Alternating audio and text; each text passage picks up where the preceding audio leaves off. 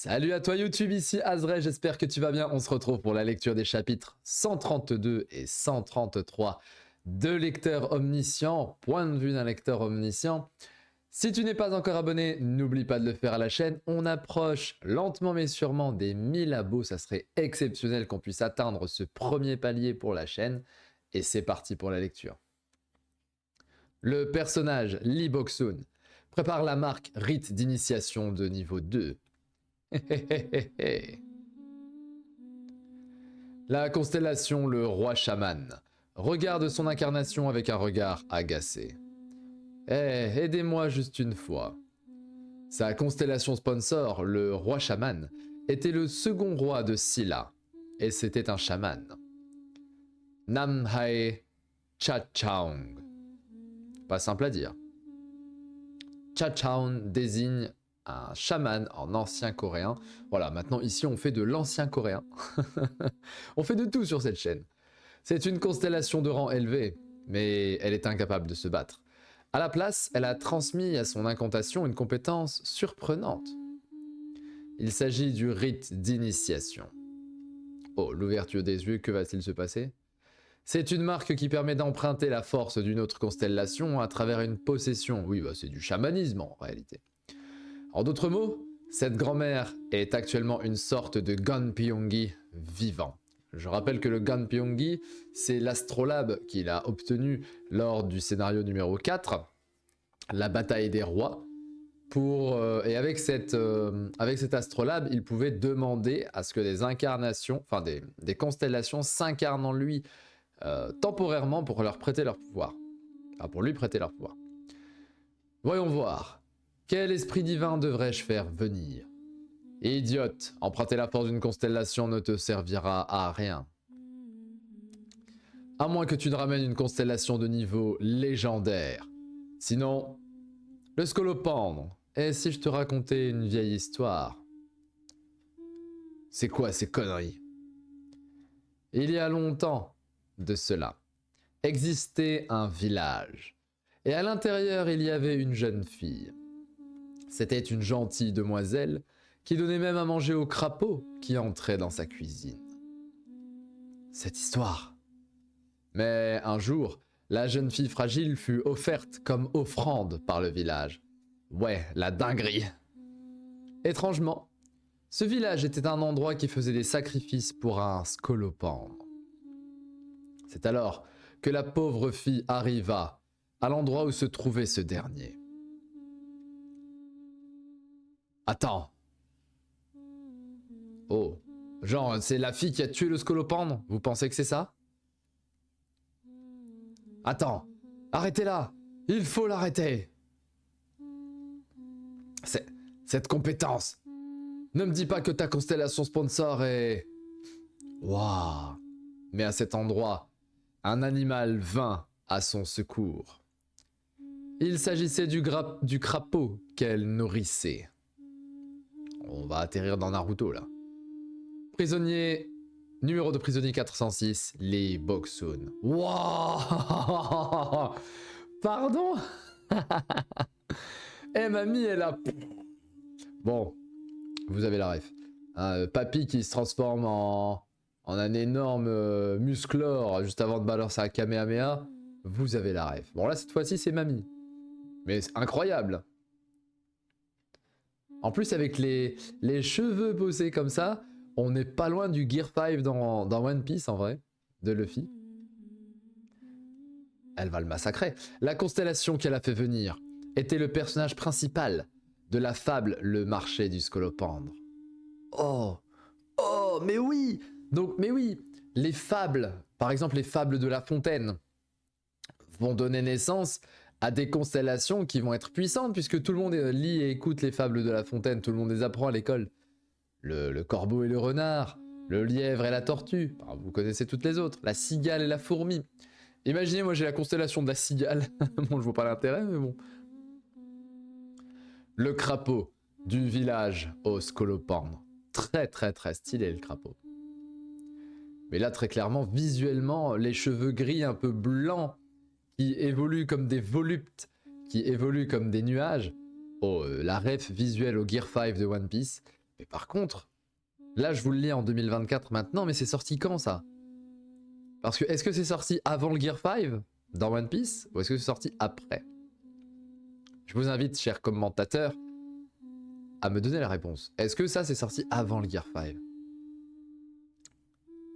La constellation, le crapaud du village au scolopendre, gonfle ses joues en signe d'amusement. Donc c'est le crapaud qui flingue le scolopendre. Non. Non. Bordel. Transformation en scène. Un phénomène qui se met en place quand les incarnations de deux constellations qui ont un lien se rencontrent. Encore une fois, on a vécu ça lors de la guerre entre les rois dans le scénario numéro 4. Tu es cette grand-mère. Une constellation qui possède une fable célèbre et puissante. Encore plus quand la situation a un lien avec cette fable. Oula, elle l'a attrapé. Elle va le broyer. Oh mais la musculature, elle est exceptionnelle. Et sais-tu ce qui s'est passé ensuite? Dû aux effets de la transformation en scène, le feu bleu du crapaud retrouve sa puissance originelle. Ouais, le crapaud a exterminé le scolopendre, je pense. Quoi?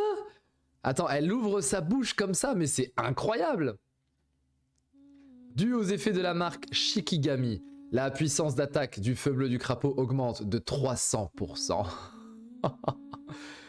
One shot dans ta face.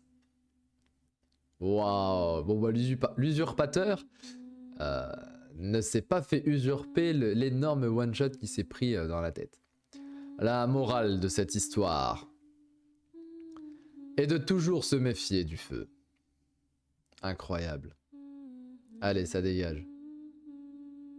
Incroyable. Il n'a plus de tête. Monsieur le gouvernant! Un fléau de grande renommée a été exterminé. Vous avez exterminé le fléau Yamamoto Hajime, le scolopendre de 10 000 ans aux 100 pattes. Normalement, c'est elle qui a réussi. Vous obtenez 5000 pièces. Vous savez très bien que quand ce passage sera animé, tout le monde va dire plagiat One Piece. Hein. Alors que peut-être que c'est One Piece qui a plagié ce truc-là. Incroyable. Le giga scolopendre qui s'est fait fumer par le giga crapaud, c'est très stylé. La marque Shikigami est désactivée suite à une utilisation excessive de la force magique. Ok, ils retrouvent leur capacité d'attaque. Bon, là, ça y est, elle devient petite. Bravo, mamie. Principaux contributeurs, Lee Bok-soon, Kim Dok-ja. Je vois pas ce que Dok-ja a fait à part dire « Mamie, vas-y ». C'est elle qui a tout fait, mais bon. Le personnage Lee Bok-soon a totalement abandonné ses droits en tant que fléau.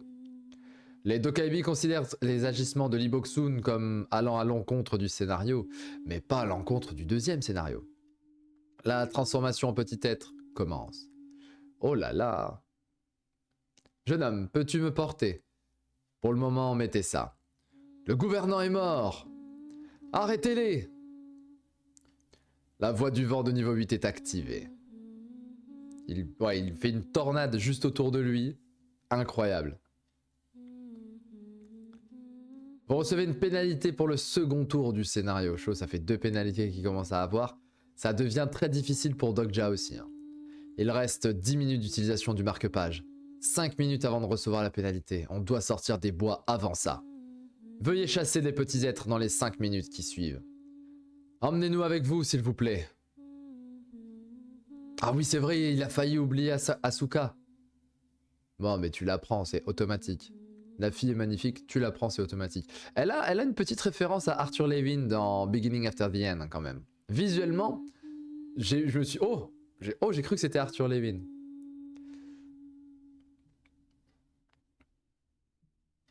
Ok, il a tout le monde. Tuez-les, on va bientôt rétrécir de toute façon. On prendra la responsabilité pour ceux qui rétrécissent. Alors tuez-les. On doit venger le gouvernant. Bordel, à cette allure, on va se retrouver en danger.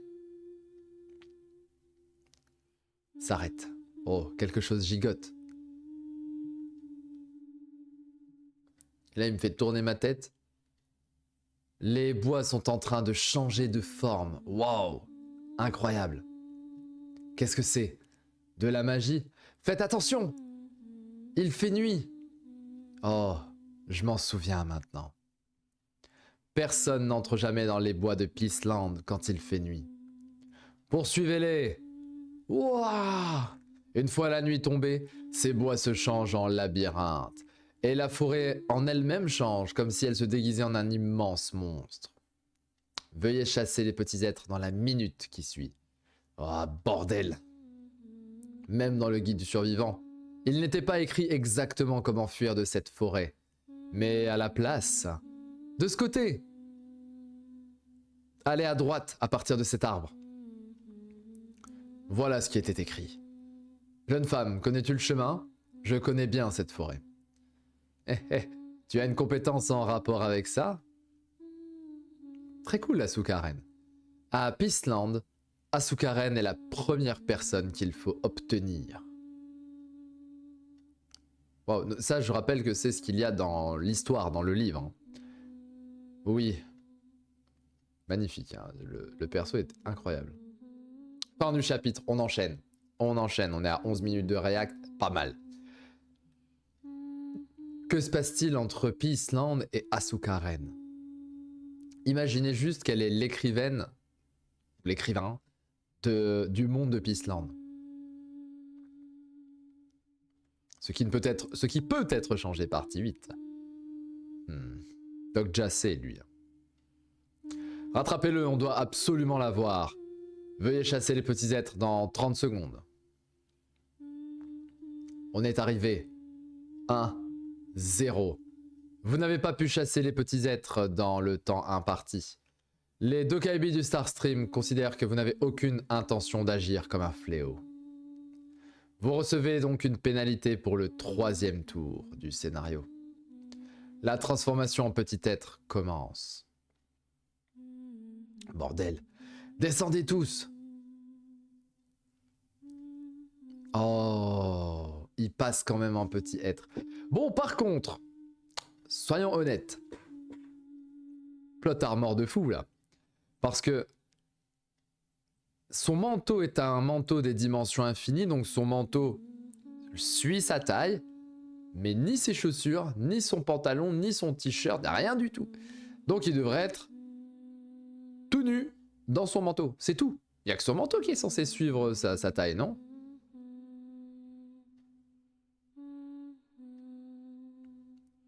Alors que là, bah, c'est le seul à être complètement habillé. Oui, je vais bien. Monsieur, est-ce que ça va?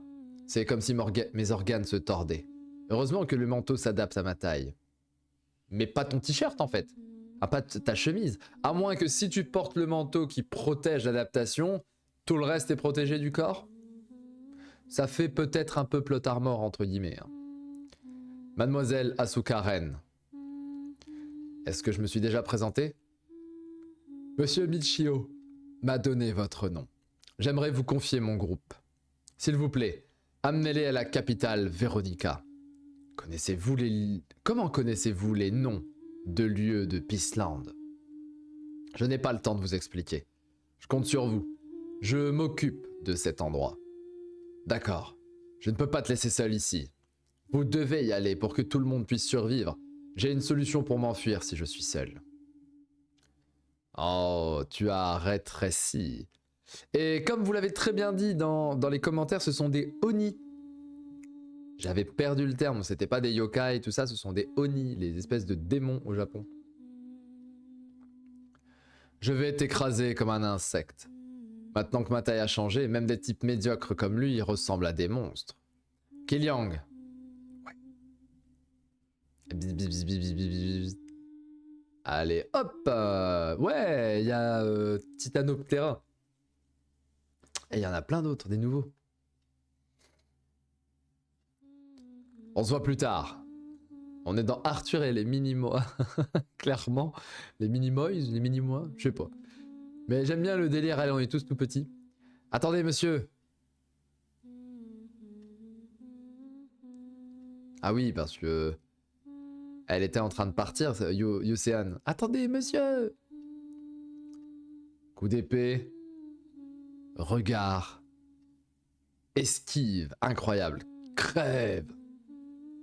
Même si ce truc ne fait que m'effleurer, je mourrai. Je m'occupe de tuer ce type. Poursuivez les autres. Non, ça ne se passera pas comme ça. Vous utilisez la marque Shikigami de niveau 1. Ah oui, c'est vrai, donc c'était lui qui avait utilisé le Shikigami. Ce qui fait que c'était lui qui avait bloqué tout le monde, c'était pas Mamie. Ok, donc je comprends pourquoi il a participé à la mort du gouverneur. Bordel encore! La constellation Lonmyonji de la contradiction vous offre sa protection. Vouloir protéger tes camarades de la sorte est admirable. C'est sa véritable voie. Ce n'est pas grand-chose, mais maintenant que vous m'avez aidé, j'aimerais que vous le fassiez jusqu'au bout. J'ai une faveur à te demander. J'ai un mauvais pressentiment. Pour le bien des incarnations du Japon, que l'on voit ici, Shoji et Ren, tue le serpent. Let's go, ça va avec ce que Perséphone lui a demandé, donc ça tombe bien. Hein? C'est une bonne offre. Je devais le faire de toute façon. Le marché ne me semble pas du tout équitable. J'accepterai peut-être si vous rechargez un peu mon mana, mais quel... Alors que lui sait que c'est une bonne offre, mais ça c'est un commerçant, Dogja. Il sait que c'est une excellente offre, mais il va appuyer un petit peu. La constellation Lonmyonji la contradiction recharge votre mana d'une quantité très infime grâce à sa magie mystérieuse. Bon d'accord, c'est déjà sûrement un gros sacrifice pour lui. Intervenir de la sorte pour une incarnation qui n'a aucun lien avec lui. Mais je ne comprends pas. Comment le Japon a-t-il terminé ainsi alors qu'il avait un roi aussi incroyable qu'Izumi? Izumi Hiroki, c'était une excellente incarnation. Comment avez-vous pu laisser le serpent devenir le roi des fléaux et se déchaîner ainsi? La constellation sponsor d'Izumi est pourtant celui qui tranche le serpent. Oh, c'était son ennemi naturel. À l'origine, mon plan pour chasser le serpent nécessitait l'aide d'Izumi. Mais il a disparu. Et grand-mère Lee Boksun a utilisé tout son pouvoir. C'est sans espoir. J'ai même épuisé mon nombre d'utilisation du Ganpyongi. Je ne sais pas de quoi tu parles. Ce n'est pas elle, la constellation sponsor d'Izumi. Quoi? Bah quoi? Du coup il a dit quoi? Sa constellation sponsor est... Ah mince. Les probabilités ne permettent pas plus d'informations. Il vous reste 30 secondes d'utilisation du Ganpyongi. Les soldats du Shikigami ont commencé à disparaître. Quand ils auront tous disparu, si je cours jusque dans la forêt, est-ce que je pourrais m'échapper? Bordel, un seul faux pas. Et je risque de mourir. Encore 9 secondes jusqu'à la fin de l'utilisation du Ganpyongi. 8, 5, 4, 3 secondes. Ding! Ah! Le maître de la défense est affligé en vous voyant si misérable. Mais le maître de la défense...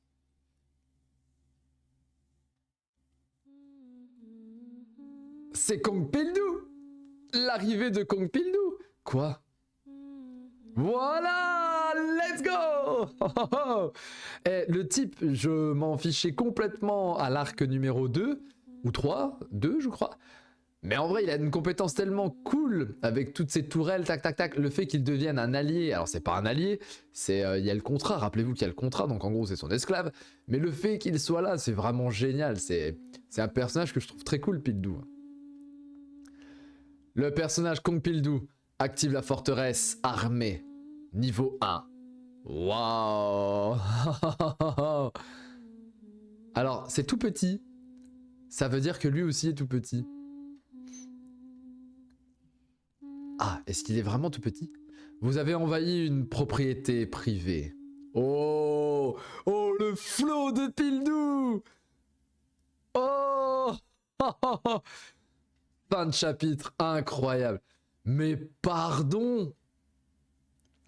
C'est en plus avec, alors je vais passer son gros crâne chauve là, on va se mettre comme ça, mais avec ses vêtements, on a l'impression que c'est pas Kong Pildou, c'est Ip Man ou Bruce Lee là. On a un maître du Wing Chun ou du Tai Chi qui est face à nous avec un flow là là là là là là là là.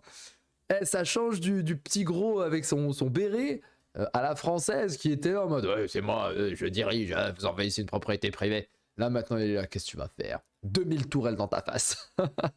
Personnage que j'apprécie énormément. En fait j'aime bien les personnages qui ont des capacités qui peuvent faire intervenir énormément de choses derrière eux. Par exemple, Lee Ji-hee avec ses 2 milliards de navires, Kong Pil-doo avec ses 8 milliards de tourelles dans ta face. J'aime bien ce genre de compétences et de capacités. Donc là, franchement, le frérot, il a un flow. Il a un flow. Bon, par contre, quand on l'a vu dans le screen de Perséphone, il avait encore son ancien flow, entre guillemets, en train de se battre avec Su-Yang. Donc, qu'est-ce qui a changé en lui? Et ça, c'est ce qu'on va découvrir au prochain chapitre. Évidemment, j'ai hâte, j'ai très très hâte. Bon, écoutez, c'était 2 très très bons chapitres. On est dans le chapitre, quoi, c'est 131, 132, pardon. Donc dans le chapitre 132, on avait les fables, la puissance des fables, hein, comme les fables de La Fontaine. Et il y a énormément de fables dans les mythologies asiatiques, coréennes, chinoises et japonaises. Donc les constellations liées aux fables sont extrêmement fortes. Peut-être pas au niveau, je ne sais plus comment on les hiérarchise, hein, mais peut-être pas au niveau mythique ou légendaire, hein, je ne sais plus laquelle est la plus puissante. Mais ça doit être quand même un très très haut niveau. Et sachant qu'en face il y avait le scolopendre, bon bah c'était tout trouvé. Le scénario est bien pensé. Tiens, on va t'amener le crapaud qui vint le scolopendre. Il l'a one shot, c'était incroyable. Et là par contre la suite avec Izumi Hiroki était censé être l'incarnation de celui qui tranche le serpent. Je pense que le serpent c'est Yamata no Orochi, hein. À mon sens. Bon, le serpent, du côté de la mythologie japonaise, il n'y en a pas deux. C'est Yamata no Orochi. Et celui qui tranche Yamata no Orochi, par contre, je ne l'ai pas ou je ne l'ai plus. Ça ne me dit rien. Mais ça n'est pas la constellation d'Izumi. Et la constellation d'Izumi est une information qui est interdite pour Dogja parce que les probabilités l'empêchent. Ce qui fait que Dogja est coincé parce qu'en tant que lecteur soi-disant omniscient, bah encore une fois, mince, l'histoire du guide du survivant disait qu'il avait cette constellation-là, et là, c'est pas le cas. En fait, ce troisième retour, il est totalement flingué par rapport à ce qu'il connaît dans sa lecture. Et c'est ça qui rend l'histoire très intéressante. Franchement, j'ai bien aimé. J'ai bien aimé les rapports qu'il y a eu dans ces 2 chapitres. Je mets un très bon 8,5. À vous les commentaires, à vous de me donner votre note aussi. Et puis on se dit à très bientôt, demain 18 h pour les 134 et 135. C'était Azray, portez-vous bien YouTube. Ciao, ciao.